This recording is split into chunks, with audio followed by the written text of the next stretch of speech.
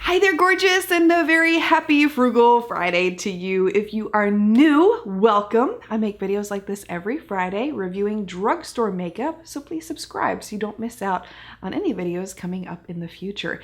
Not only is this Frugal Friday, but it appears to be Foundation Friday. If you missed the first video I posted today, it was a review for a foundation and concealer from the Beige Cosmetics line, and I will have that linked for you below. But this video is focusing on the Flower Illusion foundation and concealer. I'll be showing you an up-close application and wear test. I do also want to mention that I have new lights here on board, so I don't think you're gonna have a problem seeing what I'm talking about when it comes to the wear test at the end of the video, because these little boogers show every single detail on my face. Oh, there is no dignity left. But I specifically bought these new lights for those of you who've said in the past you've struggled to see what I'm talking about when it does come to wear tests. I highly doubt you're going to have that problem now, but let me know your thoughts and let's jump right into the video.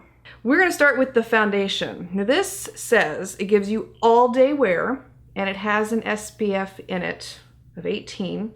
The shade that I'm using is Porcelain L1. I'm only going to use one drop on this side of my face to start with.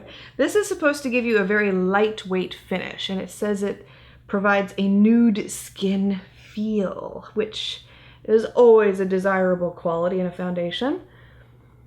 No scent, which is really good. Like to see that, or smell that, I should say. And that is with one light layer on this side using a damp makeup sponge. This is one from LA Girl, by the way.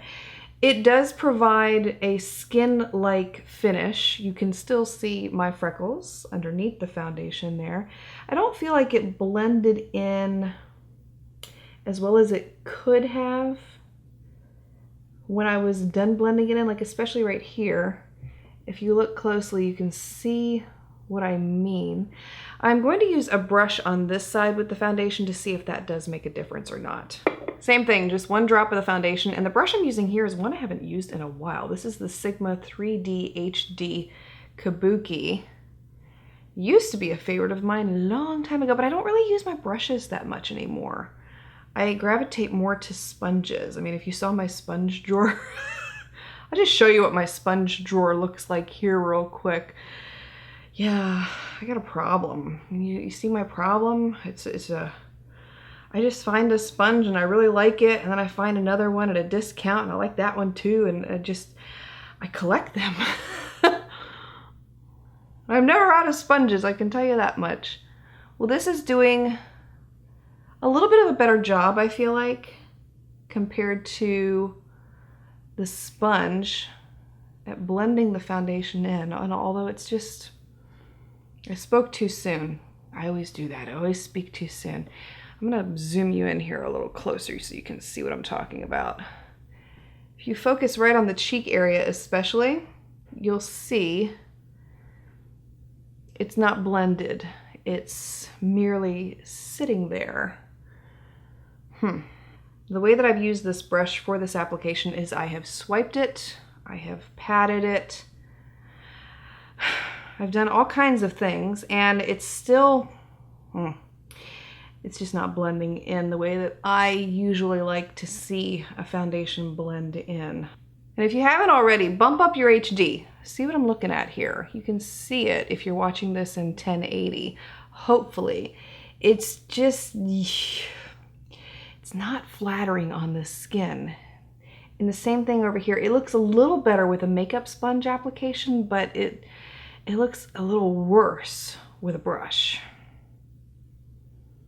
I don't know. We're gonna do the same thing with the concealer. The concealer that I'm using here is in shade L12 Fair. This is supposed to be a full coverage concealer, so I am not going to use that much. Taking my handy dandy e.l.f. concealer brush here to blend it under the eyes on this eye, and then on this eye over here, I'll do the same thing with the makeup sponge and keep it so it's brush this side, sponge this side.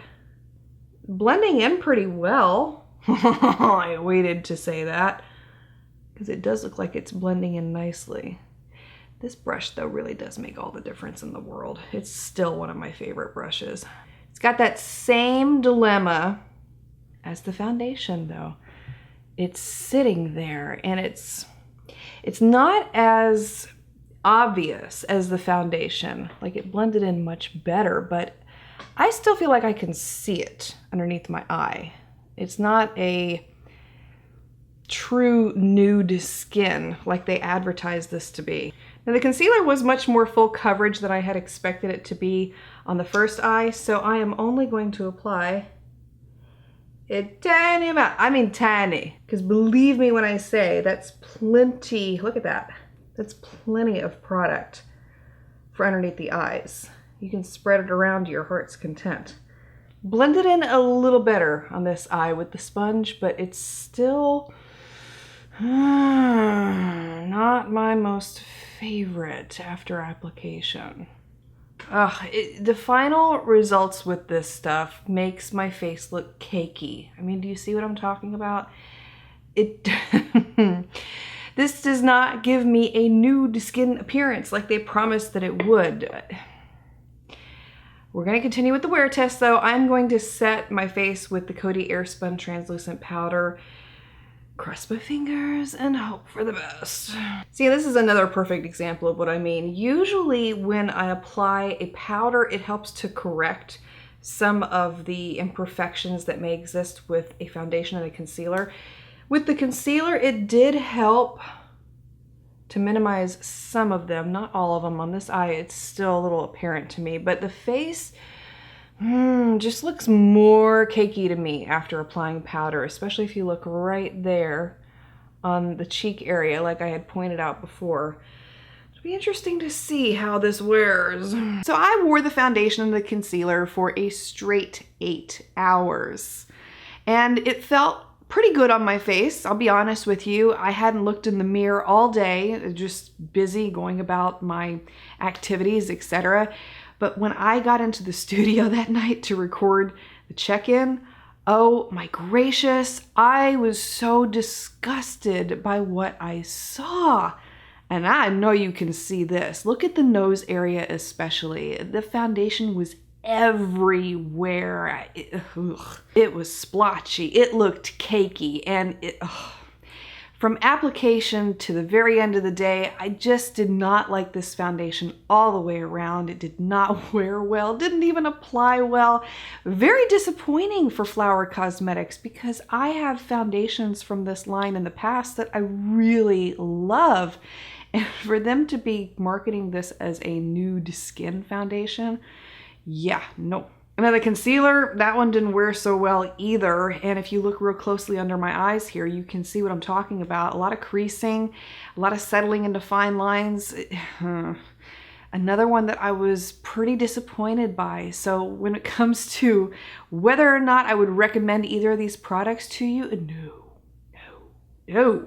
I am returning both of these products myself. I was grossly disappointed and definitely would not recommend them to you. But I do want to let you know that I have a very oily complexion, so finding products that work with my skin type can be challenging. If you have a different complexion than mine and you're interested in this foundation or concealer, give it a try. It may work very differently for you because every single one of us is different. That's what makes us all individuals. And as always, please take my opinions with a grain of salt. At any rate, I want to say thank you so much for taking the time to watch. If you would like to see another video today, like I mentioned, I will have that linked for you below. It's reviewing a foundation and concealer from the Beige Cosmetics line. I may have better results with it, but I'm not going to give it away. Thank you so much again for taking the time to watch. I want to wish you a wonderful weekend ahead, and I look forward to seeing you again very soon.